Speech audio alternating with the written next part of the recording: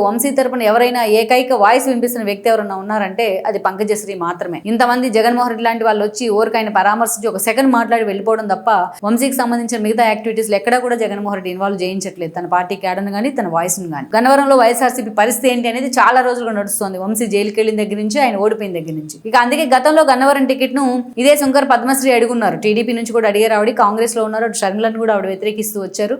TDP నుంచి అడిగిన అవకాశం అయితే ఆమెకు దక్కలేదు. అదేవిధంగా ఆమె వైఎస్ఆర్సీపీలో కూడా గతంలో ట్రై చేశారనే కొంత వాదన అయితే వినిపించింది. ఇక ఇటీవల కాలంలో ఆమె పూర్తి స్థాయిలో గన్నవరం టికెట్ మీద ఫోకస్ పెట్టారు, గన్నవరం నుంచి పోటీ చేయడానికి ఆమె ఇష్టపడతా ఉన్నారనేది అయితే జరుగుతున్న చర్చ.